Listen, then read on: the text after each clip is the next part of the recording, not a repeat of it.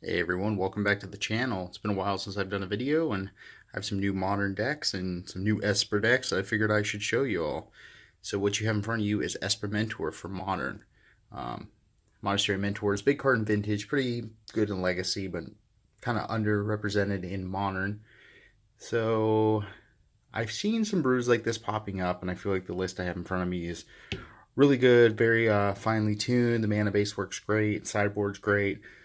So I'll just quickly go over what I have and hope you enjoy it. And if you have any questions, leave it below. Appreciate your time. So creature based, obviously we have Monastery Mentor. So the goal is to basically create lots of monk tokens and to trigger prowess and just kind of go wide, which is unusual for a mid-range deck like this. Like Jun doesn't really do his Abzan, does play Lingering Souls, but most 3-color mid-range decks in Modern don't go that wide. So something we have going for us. We are kind of a graveyard-based deck.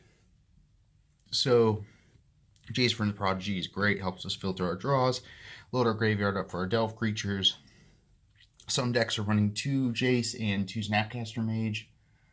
I'm not a big fan of Snapcaster Mage for Esper decks. I like it a lot for Jeskai and some in blue-white, but for Esper, Jace seems to be doing better. Next, I'm running 2 Selfless Spirit. Now, we are a tokens deck, and we're not heavy on counter spells, and this deck wants to trigger prowess. It wants to be kind of proactive, a lot of discard spells. So we don't really want to sit on open mana with counter spells to try to protect our investment and our creatures. So Selfless Spirit comes in big time. Huge fan of this card just in general, but in a list like this, it's very good. And also it's just, it's a 2-power flyer, which sometimes can be pretty important. Obviously, Mentor, and then the other 2 creatures, I have 2 Tasker and 1 Gurmag Angler. And then, although it's not a creature, I kind of consider it somewhat of a creature, which is Lingering Souls. If you're familiar with Modern, you should know what this does. But it works fantastic with Mentor, because when Mentor's out, you cast Lingering Souls, you're getting 3 tokens instead of 2, and then on the flashback, you get an additional 3 tokens. So on the flashback, say if we pitch it with our baby Jaces and we flash back for 2 mana, we're actually getting 3 tokens out of the deal for 2 mana, which is really impressive. Not to mention we're also triggering prowess. So just the synergy is very good.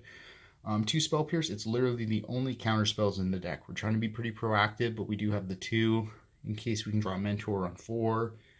We have something to interact with our opponent somewhat. So we're more on the discard plan, so you can think of this deck working more like a Jund or a Jank deck. So this is our discard suite. We're actually on 4 Thoughtseize 3 Inquisition right now.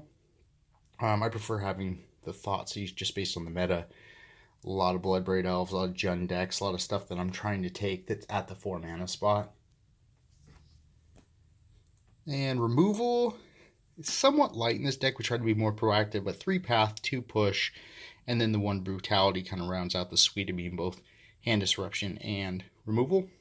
And we do need a lot of cantrips. So we're on 4 Thought Scour, 4 Opt, which is going to trigger prowess on our Mentor, create tokens, help us filter our draws out, find the things we need. You cannot skimp on cantrips in this deck. I have seen brews that are running 4 Thought Scour, 4 Opt, and 2 Serum Visions, which to me I think 10's kind of overkill, but I see why it's there. Okay, moving on to the mana base. Simple Fetch Shock mana base, so 4 Delta, 4 Marsh Flats, 1 Flooded Strand.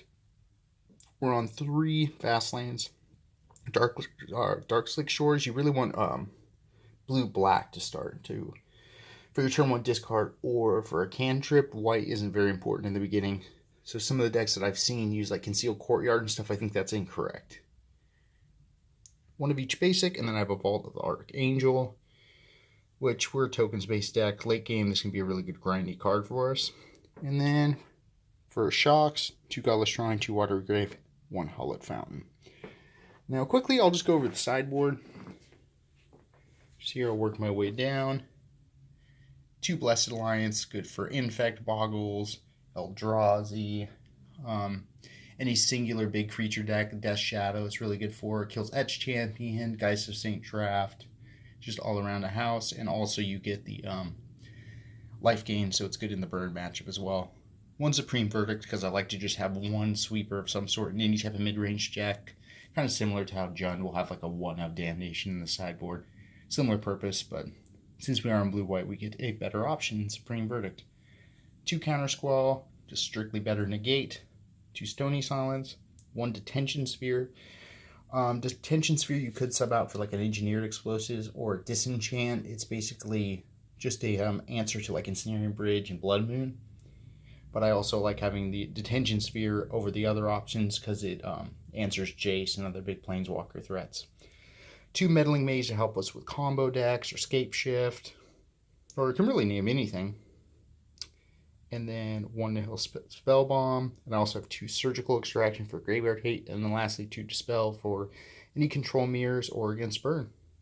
And that's it, guys. That's the deck, and I'll have more coming your way. Take care.